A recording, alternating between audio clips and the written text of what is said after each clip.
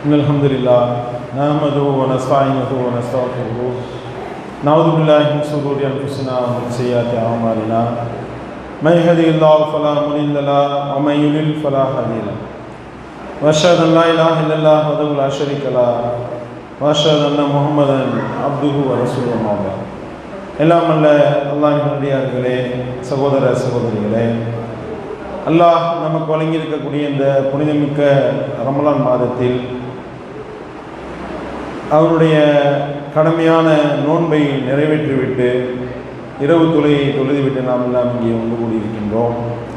இந்த தருணத்தில் யூதர்களின் வாழ்வும் நாம் பெற வேண்டிய படிப்பினைகளும் என்ற தலைப்பின் கீழ் ஒரு 3 நாட்கள் தொடர்ச்சியாக நாம் சில முக்கியமான செய்திகளை நாம் பார்க்க போகின்றோம். பல இறைவன் தன்னுடைய திருமறையில் பல நபர்களுடைய வாழ்க்கை வரலாறுகளை தெளிவுபடுத்துகின்றான்.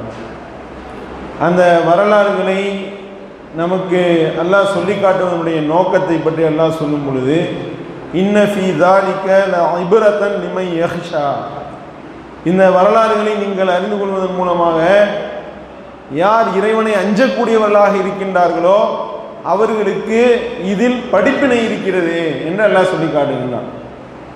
அப்போ இது போன்ற வரலாறுகளை அல்லாஹ் திருமறை குர்ஆன் நெடுக பல இடங்களில் நமக்கு சொல்லி காட்டுவதனுடைய நோக்கம், இதன் மூலமாக யார் இறைவனை அஞ்சக்கூடியவர்களாக இருக்கின்றார்களோ அவர்களுக்கு அதில் படிப்பினை கிடைக்கும் என்பதற்காகத்தான் அல்லாஹ் இது போன்ற வரலாறுகளை சொல்லி காட்டுகின்றான்.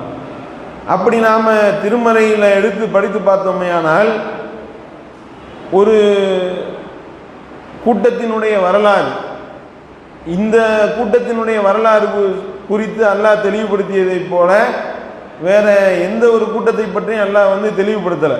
அப்படின்னு சொல்லக்கூடிய அளவிற்கு ஒரு கூட்டத்தினருடைய வரலாறு இந்த திருமறையில் தெளிவுபடுத்தப்பட்டிருக்கின்றது.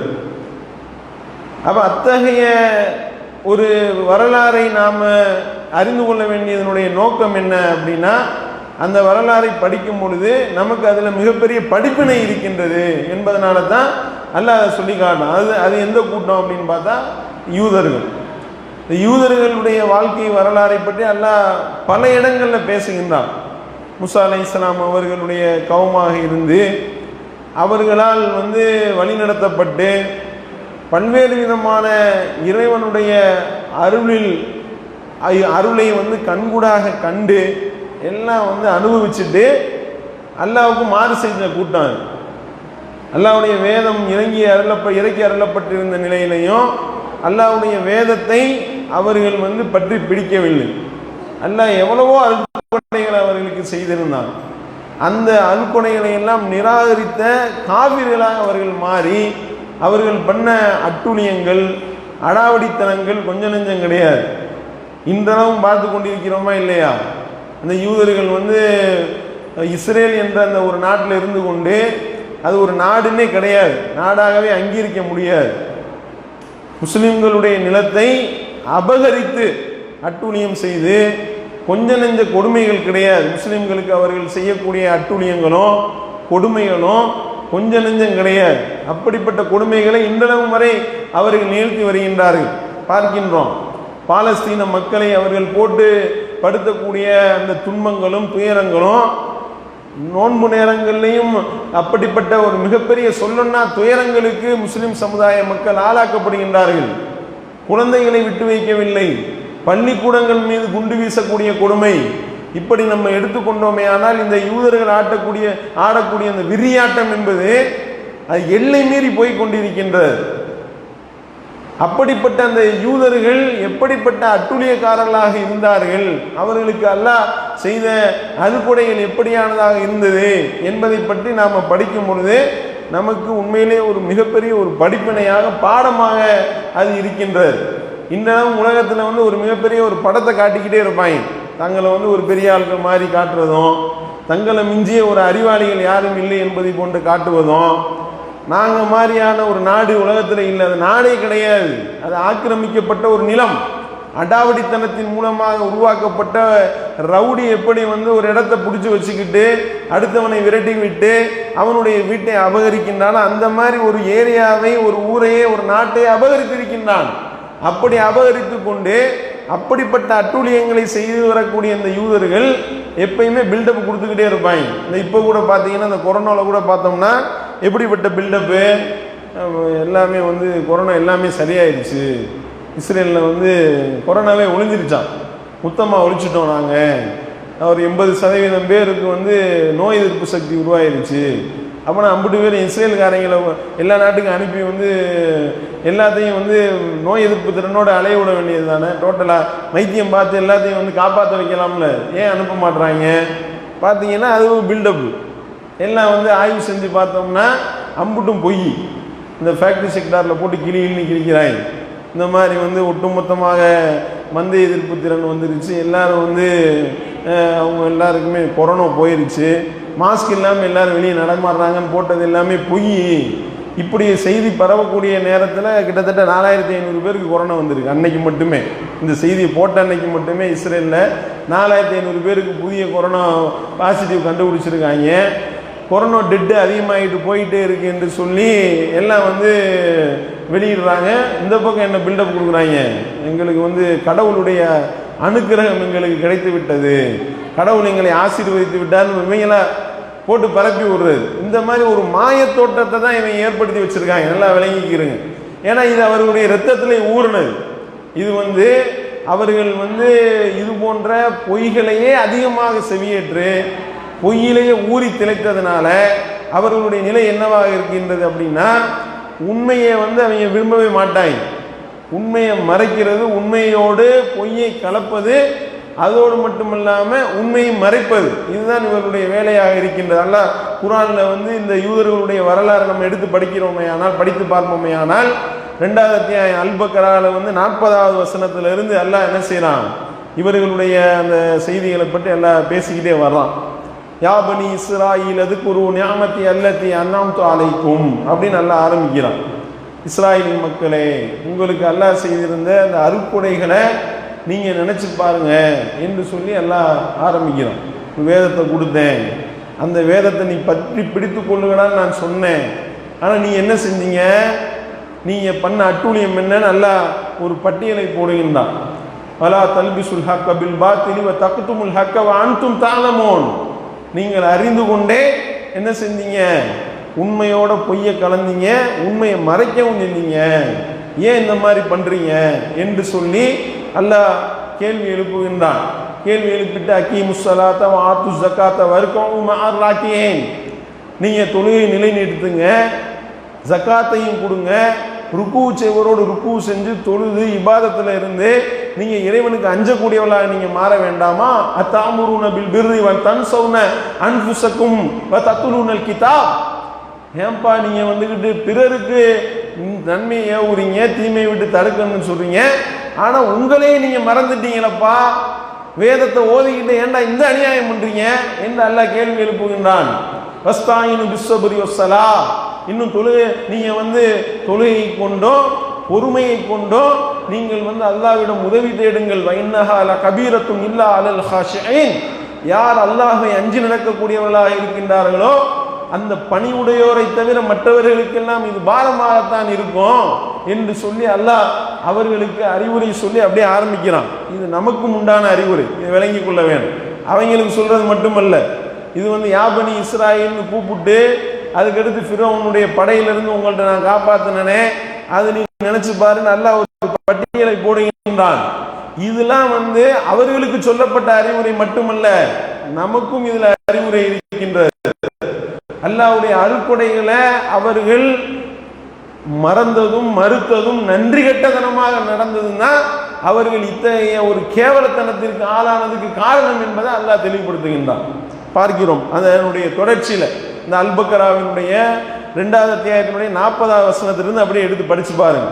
ஏன்னா இப்போ அரை மணி நேரத்தில் மொத்தமாக முழு வரலாறையும் மொத்தமாக 3 நாளில் சொல்லிட முடியாது. திருமறை குர்ஆனில் அவ்வளவு செய்திகள் இவங்களை பற்றி சொல்லப்பட்டிருக்கின்றது. இவர்கள் பண்ண அட்டூழியங்களை பற்றி சொல்லப்பட்டு அதில் நம்ம எத்தகைய படிப்பினை பெற வேண்டும் என்பது நமக்கு சொல்லப்பட்டிருக்கின்றது. மொத்தமாக சொல்லிட முடியாது. நீங்கள் உட்காந்து படித்து பாருங்கள். அதில் முக்கியமான செய்திகளை மட்டும் நம்ம மேற்கோள் காட்டுவோம். அப்போ இப்படிப்பட்ட ஒரு அல்லாஹ்வுடைய அருட்கொடைகளை நீ நினச்சி பார்த்தியா என்று சொல்லி 2வது அத்தியாயத்தினுடைய 40வது வசனத்தில் கேட்டு ஆரம்பிச்சுட்டு மறுபடியும் திருப்பி சொன்னான். யா பனி இஸ்ராயீல் அதுகுரு நிஅமதி அல்லதி அன்அம்து அலைக்கும் வ அன்னி ஃபல்லலுதுக்கும் அலல் ஆலமீன். ஏன்பா நினைச்சு பாருங்கப்பா, அல்லாஹ் உங்களுக்கு செஞ்ச அருட்கொடைகளை நினைச்சு பாரு. அவன் இந்த உலகத்தில் உள்ள மக்களை எல்லாம் விட உங்களை மேலானவர்களாக ஆக்குனானே, அதை நினைச்சு பாருங்கப்பா. அதை நினைச்சு பார்த்து அல்லாஹ்வுக்கு நீ நன்றி செலுத்து என்று சொல்லிவிட்டு ஒரு மிகப்பெரிய ஒரு முக்கியமான ஒரு எச்சரிக்கையும் அல்லாஹ் செய்கிறான். வத்தகு யௌமன் லா தஸ்ஸி நஃப்ஸுன் அன் நஃப்ஸின் ஷையா வலா யுக்பலு மின்ஹா ஷஃபாத்துன் வலா யூஹது மின்ஹா அதுலுன் வலா ஹும் யுன்ஸரூன். நீங்கள் அந்த நாளை நீங்கள் அஞ்சிக் கொள்ளுங்கள். அல்லாஹ் உங்களுக்கு செஞ்ச அருட்கொடைகளையும் அவன் செஞ்ச அந்த பாக்கியங்களையும் நீங்கள் அவனிடத்திலிருந்து பெற்றுக்கொண்டு அவனுக்கு நன்றி மறந்து நன்றி கட்டத்தனமா நீ நடந்தீனா ஒரு நாளை நீ பயந்துக்கோ. அந்த நாள் எப்படிப்பட்ட நாள் தெரியுமா? வத்தகு யௌமன் லா தஸ்ஸி நஃப்ஸுன் அன் நஃப்ஸின் ஷையா. அந்த நாளில் எந்த ஒரு ஆன்மாவுக்கும் எந்த உதவியும் செய்ய முடியாது. இன்னும் உங்களிடத்திலிருந்து எந்த ஒரு ஷஃபாத்தும் பரிந்துரையும் ஏற்றுக்கொள்ளப்படாது. வலா யூஹது மின்ஹா அதுலுன், உங்களிடத்திலிருந்து எந்த ஒரு ஈடும் ஏற்றுக்கொள்ளப்படாது. வலாஹும் யுன்ஸரூன், நீங்கள் உதவி செய்யப்படவும் மாட்டீர்கள். இந்த உலகத்தில் உங்களை நான் இவ்வளவு கண்ணியமா வச்சேன்ல, இவ்வளவு அருட்கொடைகள்ல கொடுத்தேன்ல, இவ்வளவு அருட்கொடைகளையும் கொடுத்து உங்களை என்ன மாதிரி நான் நடத்தி காட்டினேன், எப்படி ஒரு உயர்ந்த நிலையில நான் வச்சிருந்தேன், இப்படிலாம் இருந்த நிலையிலே எனக்கு நீ நன்றி கெட்டு போயிட்டீங்களா, எனக்கு நன்றி மறந்துட்டீங்களே. இந்த மாதிரியாக இவ்வளவு ஒரு உயர்ந்த நிலையில நீங்க இருந்தாலும் கூட மறுமையில என் முன்னாடி நிக்கணுமே, அத்தகைய அந்த மஹ்ஷர் மைதானத்துல என் முன்னால் கேள்வி கணக்கு கேட்கக்கூடிய அந்த நாள்ல உன்னை எவனும் காப்பாற்ற முடியாது, நீ என்கிட்ட தான் வரணும், அதை நீ நினைச்சு பாரு என்று சொல்லி அல்லாஹ் முதல்ல இவர்களுக்கு, இந்த யூதர்களுக்கு சொல்லக்கூடிய ஃபர்ஸ்ட் விஷயம் என்ன அப்படின்னா, நான் செஞ்ச அருட்கொடைகளை நினைச்சு பாரு, எண்ணிப்பாரு, அதை நினைவுகூர் என்று அல்லாஹ் சொல்லி காட்டுகின்றான். ஏன்னா அப்படி நன்றி கெட்டத்தனமாக நம்ம மாறிவிடக்கூடாது என்பது இதில் அடங்கி இருக்கின்றது. ரசூல் ஸல்லல்லாஹு அலைஹி வஸல்லம் சொல்லியிருக்கிறான், இதுக்கு முன்னாடி இருந்த சமுதாயம் எப்படி நாசமாக போச்சோ அவர்களுடைய அந்த வழிமுறையை நீங்களும் பின்பற்றுவீர்கள்ட்டாங்க ரசூல் ஸல்லல்லாஹு அலைஹி வஸல்லம். நமக்கு எச்சரிக்கை பண்ணியிருக்கிறான். எந்த அளவிற்கு? ஜானுக்கு ஜான், முளத்துக்கு மூலம் அவன் செஞ்ச மாதிரி நீங்களும் செய்ய ஆரம்பிப்பீங்க என்றான். சொல்லிட்டு அல்லாஹ்வுடைய தூதர் அவர்கள் அழகான ஒரு உதாரணம் சொல்றாங்க பாருங்க. அந்த கூட்டம் ஒரு உடும்பு பொந்துக்குள்ள தலையை விட்டா நீங்களும் அதே மாதிரியே தலையை கொண்டு உடும்பு பொந்துக்குள்ள விடுவீங்க, அந்த மாதிரி ஆயிடுவீங்க நீங்க, என்ன நமக்கு எச்சரிக்கை பண்றாங்க. அப்பதான் சகாபாக்கள் கேட்குறாங்க, யார் ரசூலுல்லாஹ் அந்த கிறிஸ்தவர்களை பற்றியா நீங்கள் சொல்கிறீங்கன்னு கேட்குறாங்க ரசூல் ஸல்லல்லாஹு அலைஹி வஸல்லம். அப்போ சகாபாக்களை பார்த்து அல்லாஹ்வுடைய தூதர் திருப்பி கேள்வி கேட்டாங்க, வேற யாரப்பா சொல்கிறேன் நான் உங்கள்கிட்ட என்று சொல்லி அல்லாஹ்வுடைய தூதர் அவர்கள் கேள்வி கேட்டார் என்ற செய்தியை நம்ம பார்க்கின்றோம். ஏன் இவங்க அந்த மாதிரி நன்றி கெட்ட கூட்டமாக இருக்கிறான், அல்லாஹ்வுடைய அருட்கொடைகளை அவன் மறந்துட்டான், அதை நினைவு கூறவில்லை, அல்லாஹ்வுக்கு நன்றி செலுத்தவில்லை. வதுக்குருனி அதுக்குருக்கும் வஷ்குருலி வலா தக்ஃபுரூன், அல்லாஹ் குர்ஆன்ல சொல்லி காட்டுறான். நான் உனக்கு, நீ என்னை நினைவு கூர்ந்தா நான் உன்னை நினைவு கூறுவேன், நீ எனக்கு நன்றி செலுத்துங்கப்பா, காஃபிரா மாறிடாதீங்க, என்னை மறுத்துறாதீங்கப்பா என்று அல்லாஹ் எச்சரிக்கை செய்திருந்தானே, இவங்க மறுத்துட்டான். அல்லாஹ் செய்த அருட்கொடைகள் அனைத்தையும் மறுத்து அவர்கள் போட்ட அட்டூழியம் அப்படிப்பட்ட அட்டூழியமாக இருந்தது பார்க்கிறோம்.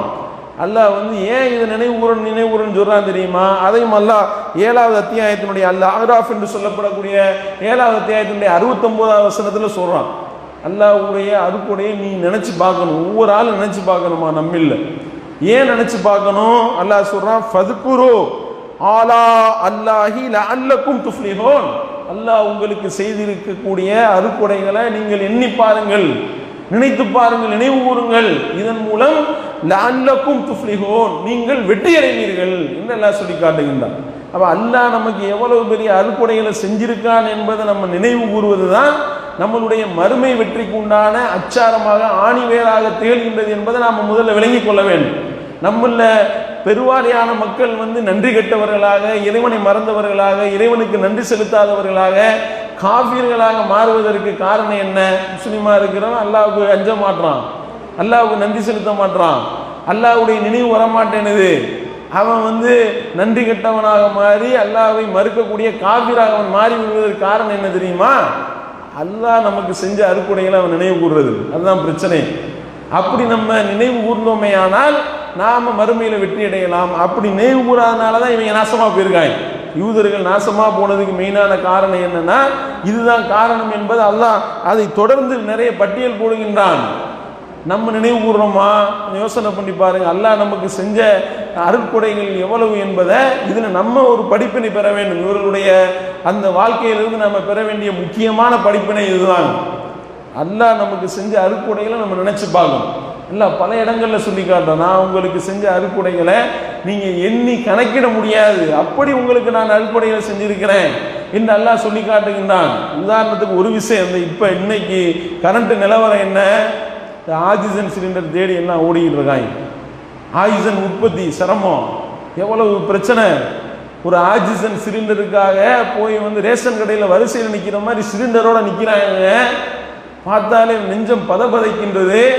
இவன் டிஜிட்டல் இந்தியா, அந்த இந்தியா, இந்த இந்தியான்னு சொல்லிட்டு இந்த அயோக்கிய பையன் மோடி இந்த நாட்டையே சுடுகாடாக்கி கொண்டிருக்கின்றான். எல்லாம் குஜராத் மாடல் குஜராத் மாடல் அம்புட்டு பணத்தையும் வச்சு எரிக்க இடம் இல்லை. கடைசியில் நிலவரம் என்ன ஆயிடுச்சு? புதைக்கிறதுக்கு எரிக்கிறதுக்கு இடம் கிடைச்சிச்சு. பரவாயில்லடா, நல்ல இந்தியாவா இருக்குடான்னு சொல்லக்கூடிய அளவுக்கு ஆக்கிட்டாங்க நிலவரத்தை. பார்க்கிறோமா இல்லையா? அப்ப இதை இறைவனுடைய அருட்கொடைகள் என்பது எப்படிப்பட்டது என்பது இந்த ஆக்சிஜன் விஷயத்துல நம்ம கண்கூடா பார்க்கிறோம். ஆக்சிஜன் சிலிண்டர் கிடைக்காம ஒவ்வொருத்தவனும் திணறக்கூடிய ஒரு நிலைமை. ஒரு கொரோனா பேஷண்ட்டுக்கு ஒரு நிமிடத்திற்கு 15 லிட்டர் ஆக்சிஜன் தேவைப்படுது. ஏன்னா இந்த நுரையீரல் தான் பிரச்சனை. நுரையீரல் அடி வாங்கும் பொழுது அந்த நுரையீரல் நமக்கு தேவையான ஆக்சிஜன், அந்த காற்றில் கலந்திருக்கக்கூடிய ஆக்சிஜனை அப்படியே எடுத்து முழுமையாக காற்றை உள்வாங்கி அதை ஃபில்டர் பண்ணி நமக்கு தேவையான ஆக்சிஜனை எடுத்துட்டு கார்பன் டை ஆக்சைடை வெளியே தள்ளுது. நுரையீரலுடைய வேலை. இப்போ நுரையீரல் ஃபங்க்ஷன் இல்லாமல் போகும்பொழுது நமக்கு ஆக்சிஜன் கிடைக்காம போகுது. ஆக்சிஜன் கிடைக்காம போனால் அவனுடைய நிலை முடிஞ்சு போச்சு, மரணம்தான். இதுதான் யதார்த்தம். அந்த அடிப்படையில் தான் இப்போ ஆக்சிஜனை மட்டும் தனியாக தயார் பண்ணி அதை கொண்டு போய் நம்மளுடைய அந்த வாயில மாட்டி ஆக்சிஜனை சுவாசிக்கிறதுக்கும் நுரையீரலுக்கு இலகுவாக வேலை செய்வதற்குண்டான ஒரு செட்டப்பை பண்ணுறாங்களே. ஆக்சிஜன் எவ்வளவு தெரியுமா? கொஞ்சம் யோசனை பண்ணி பாருங்க. நம்ம அசால்ட்டா உட்காந்து மூச்சு விட்டுக்கிட்டு இருக்கிறோம்.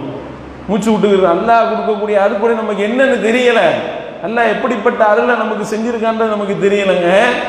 நம்ம ஒரு பேஷண்டா உள்ள போய் படுத்தோம்னா தான் நமக்கு தெரியும். நமக்கு ஆக்சிஜன் பற்றாக்குறை ஏற்பட்டு நமக்கு ஆக்சிஜன் தேவைப்படும் போது தானே இதனுடைய மகத்துவம் தெரிகின்றது. பார்க்கின்றோம், ஒரு நபர் ஒரு நாளைக்கு 550 லிட்டர் ஆக்சிஜன் தேவை. ஒரு ஆள் மூச்சு விடுறது ஒரு நாளைக்கு, ஒரு நாள் நாம மூச்சு விடுறதுக்கு 550 லிட்டர் ஆக்சிஜன் தேவை. 11,000 லிட்டரு காற்றை நம்முடைய அந்த நுரையீரல் உள்வாங்கி அதுல உள்ள 20% ஆக்சிஜனை எடுத்துக்கொண்டு மீதத்தை வெளியே தள்ளுதான் ஒரு நாளைக்கு. டெய்லி இந்த வேலை நடந்துகிட்டே இருக்கு. ஒவ்வொரு நிமிஷமும் இது நடந்துகிட்டு இருக்கு. இப்போ இப்படின்னு ஒரு மூச்சை இழுக்கிறேன்னு வைங்க, இப்போ என்ன செய்யுது? மொத்த காற்றும் உள்ள போகுது. உள்ள போய் நம்ம நுரையீரல் என்ன செய்யுது? ஆக்சிஜனை மட்டும் வச்சுக்கிறது. 100% காற்றை இழுத்தா 20% அதில் உள்ள ஆக்சிஜன் இருக்கு. அதை மட்டும் எடுத்துக்கிட்டு மீதி காற்றை வெளியே தள்ளுது. இது தொடர்ச்சியாக நடந்தால் தான் உசுரோட இருக்க முடியும். அல்லாஹ் அப்படிப்பட்ட வேலையை நுரையீரலுக்கு நமக்கு கொடுத்துருக்குறான். இது எவ்வளோ பெரிய ஒரு அருட்கொடை, சிந்திச்சு பாருங்க. இதுக்கு ஏதாவது காசு கட்டணுமா? இத்தனை வருஷம் ஒவ்வொரு ஆளும் உயிர் வாழ்ந்துருக்கிறோமே. ஏதாவது ஒரு ஆக்சிஜன் சிலிண்டருடைய ரேட் என்ன தெரியுமா? இப்போ 30% ஏற்றி விட்டாங்க. ஒரு ஆக்சிஜன் சிலிண்டருடைய விலை 6,500 ரூபா. இப்போ 30% ஏறிடுச்சு. 2,000 ரூபாய் கிட்ட ஏற்றி விட்டாங்க. ஒரு ஆக்சிஜன் சிலிண்டரில் 2.25 லிட்டர் இருக்குது. ஒரு நாளைக்கு நமக்கு மட்டும் 550 லிட்டர் ஆக்சிஜன் வேணும். 550 லிட்டர் ஆக்சிஜன் வேணும்னா ஒரு சிலிண்டருக்கு 2.25 லிட்டர் தான் இருக்கு. அப்போ கிட்டத்தட்ட எத்தனை சிலிண்டர் தேவைப்படுது? 200 சிலிண்டர் தேவைப்படுது. ஒரு சிலிண்டர் 6,500 ரூபான்னா 200 சிலிண்டர் என்ன ஆச்சு? 13 லட்சம் ரூபா. ஒரு நாளைக்கு நம்ம மூச்சு விடுறதுக்கு மட்டுமே 13 லட்சம் ரூபா வேணும் நமக்கு. யோசனை பண்ணி பாருங்க. ஒரு மாசத்துக்கு என்ன கணக்காச்சு? ஒரு வருஷத்துக்கு எத்தனை லட்சம் ரூபா, எத்தனை கோடி ரூபாய் செலவு பண்ணணும்? அப்ப அது அனைத்தையும் அல்லாஹ் இலகுவாக்கி தந்திருக்கானே, இலவசமா தந்திருக்கின்றானே. அப்ப நாம் அல்லாஹ்வை நினைவு கூர்ந்தோமா? அல்லாஹ்வுக்கு நாம நன்றி செலுத்தினோமா? நம்ம என்ன நினைக்கிறோம்? நம்ம ஏதாவது அல்லாஹ்ட்ட ஒரு துவா செஞ்சிருப்போம், அது கிடைக்கல அப்படின்னோடனே அல்லாஹ் துவா செஞ்சேன் நீ கொடுக்க மாட்டேன்ட்ட, நீலாம் இறைவனா என்று சொல்லி போகக்கூடியவனா மனிதன் இருக்கிறானே, அப்படி நன்றி கெட்டு போயிடாதீங்கடான் அல்லாஹ் சொல்லி காட்டுறானே. இந்த யூதர்களுடைய வாழ்க்கையை அல்லாஹ் சொல்லி காட்டுவதனுடைய படிப்பினை பெறுவதனுடைய முதல் படிப்பினை என்ன அப்படின்னா, அல்லாஹ் நமக்கு செஞ்ச அருட்கொடைகளை நீ எண்ணிப்பாரு. உன்னை எல்லாம் என்னென்னலாம் காப்பாத்தினான். ஒரு கடலை பிளக்க வைத்தான், கடலை பிளக்க வைத்து அல்லாஹ் அப்படியே அதனுடைய தொடர்ச்சியாக 2வது அத்தியாயத்தினுடைய 50வது வசனத்தில் அதை சொல்லி காட்டுறான். வை இது ஃபராக்கனா பிக்குமுல் பஹ்ர ஃபஅன்ஜைனாக்கும். அவன் உங்களுடைய அந்த இக்கட்டான அந்த நிலையில அவன் என்ன செய்தான், கடலை பிளக்க செய்தான், உங்களுக்காக அந்த கடலை பிளக்க செய்து ஃபஅன்ஜைனாக்கும் அதிலிருந்து உங்களை பாதுகாத்தான். வஅரக்னா ஆல ஃபிரௌன வஅன்தும் தந்துரூன். நீங்கள் பார்த்து கொண்டிருக்கக்கூடிய நிலையிலேயே அந்த ஃபிரௌனை அவன் மூழ்கடித்தானே, அந்த ஃபிரௌனுடைய படையை மூழ்கடித்தானே. சிந்திச்சு பாருப்பா, உனக்கு நான் செஞ்ச அருட்கொடையை சிந்திச்சு பாரு, சிந்திச்சு பார்த்து நீ நன்றி செலுத்துன்னு அல்லாஹ் சொன்னானே. ஆனால் அந்த கூட்டம் என்ன பண்ணுச்சு, அப்பதான் ஃபிரௌனுடைய அந்த கொடுமையிலிருந்து அல்லாஹ் பாதுகாத்து கண்ணு முன்னாடி கடலை பிளந்து கடலை பிளக்க செய்து அந்த கொடூரனை அல்லாஹ் அழித்து நாசமாக்கி இருக்கிறான். இப்படிப்பட்ட ஒரு மிகப்பெரிய ஒரு அந்த இதை கண்கூடா பார்த்துருக்கிறாங்க. ஆண் மக்களை எல்லாம் கொண்டான், பெண் மக்களை விட்டு வைத்தான். அப்படிப்பட்ட கொடுமை நிகழ்த்திய நிலையில மூசா அலைஹிஸ்ஸலாம் அவர்கள் அந்த கூட்டத்தை கூட்டிட்டு ஓடுறாங்க, விரட்டிக்கிட்டு வர்றான். முடிஞ்சு போச்சு, நம்மளுடைய சோழி முடிஞ்சு போச்சுன்னு நினைத்து அவர்கள் பதறுகின்றார்கள். இன்னால முதுரக்கோன், நம்ம பிடிக்கப்பட்டு விட்டோம் என்று சொல்லி அந்த கூட்டம் கதறியது. அப்ப மூசா அலைஹிஸ்ஸலாம் சொன்னார்கள், கல்லா இன்ன மஅய ரப்பி லஸயஹ்தீன். கிடையாது, என்னுடைய ரப்பு எனக்கு நேர்வழி காட்டுவான், எனக்கு வழிகாட்டுவான் என்று சொல்லி அந்த இடத்துல அல்லாஹ்வுடைய அந்த அருளை கண்கூடாக பார்த்த சமுதாயம் எல்லாம் அல்லாஹ் காப்பாற்றினானா, காப்பாற்றி கடல்ல இருந்து ஏறி அந்த ஃபிரௌனை அழிஞ்சதையும் பார்த்துட்டு அப்படியே போறாங்க. போயிட்டு இருக்கும் பொழுது ஒரு கூட்டத்தை சந்திச்சாங்க. 7வது அத்தியாயத்தில் அல்லாஹ் இதை பற்றி பேசுகின்றான். எப்படி நன்றி கெட்டவனா இருக்கான்னு பாருங்க. 7வது அத்தியாயத்தில் அல்லாஹ் சொல்லி காட்டுறான். இந்த மாதிரி ஒரு கூட்டத்தை பார்க்குறாங்க. அந்த கூட்டத்தை பார்த்தா எல்லாம் கற்சிலைகளை வச்சு வணங்கிட்டு இருக்காங்க. உடனே மூசாவை கூப்பிட்டாங்க. 7வது அத்தியாயத்தினுடைய 138வது வசனத்தை எடுத்து படிச்சு பாருங்க. யா மூசா, மூசாவே, இது அல்லனா இலாஹன் கமா லஹும் ஆலிஹா. இவங்க நிறைய கடவுள் வச்சிருக்காங்கல்ல, இந்த மாதிரி எங்களுக்கு ஒரு சிலையை ரெடி பண்ணி கொடுத்துருக்காங்க. அடப்படுவாங்க, எவ்வளவு பெரிய அநியாயம் பார்த்தீங்களா?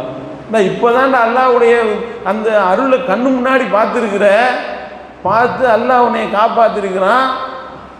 அவங்க மட்டும் நிறைய கடவுள் வச்சிருக்காங்க, நமக்கு ஒரே ஒரு கடவுள் தான் இருக்கு, நமக்கு நிறைய வேணும் இருக்காங்க. உடனே மூசா நபி சொன்னாராம், கால இன்னக்கும் கௌமுன் தஜ்ஹலூன், முட்டா கூட்டமா இருக்கீங்களா நீங்க அப்படின்னு சொல்லிட்டு மூசா நபி அவங்களை திட்டுனாங்கன்னு சொல்றான். அல்லாஹ் சொல்லி காட்டுறான். அப்ப எப்படிப்பட்ட ஆளுகளா இருக்காங்க? அந்த மாதிரி நம்ம நன்றி கெட்ட கூட்டமா ஆயிடக்கூடாது. அல்லாஹ் கொடுத்த அருட்கொடையை ஒவ்வொரு நிமிடமா நம்ம அனுபவிச்சுக்கிட்டு இருக்கிறோம்.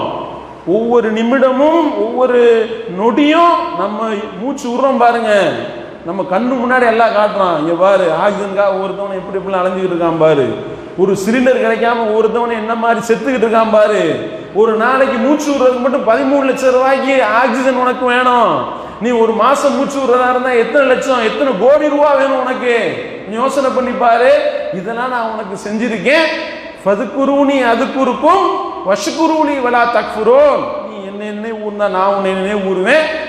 நீ எனக்கு நன்றி செலுத்தினால் நீ நான் உனக்கு நன்றி செலுத்தக்கூடியவனா இருப்பேன். நன்றி செலுத்தவனா சொர்க்கத்தை வழங்குவேன். அதனால நீ என்ன செஞ்சிரு, என்னைய மறந்துடாத, மறுத்துறாத, காபிரா போயிடாத என்று அல்லாஹ் சொல்லக்கூடிய இதுதான் முதல்ல நம்ம பெற வேண்டிய படிப்பினை. என்னுடைய தொடர்ச்சி இன்னும் நிறைய இருக்கின்றது. இந்த கூட்டம் என்னென்ன மாதிரிலாம் அநியாயங்களையும் அட்டூழியங்களையும் இவர்கள் பண்ணினார்கள். அதிலிருந்து நம்ம அந்த மாதிரி அவங்கள மாதிரி ஆயிடக்கூடாது என்பதற்கு நிறைய விஷயங்கள் இருக்கின்றது. இன்ஷா அல்லாஹ் அடுத்தடுத்த நாட்களில் என்னுடைய தொடர்ச்சியை பார்க்கலாம். அஸ்ஸலாமு அலைக்கும் வரஹ்மத்துல்லாஹி வபரகாத்துஹு. சுப்ஹானக்கல்லாஹும்ம வபிஹம்திக அஷ்ஹது அன் லா இலாஹா இல்லா அன்த அஸ்தக்ஃபிருக்க.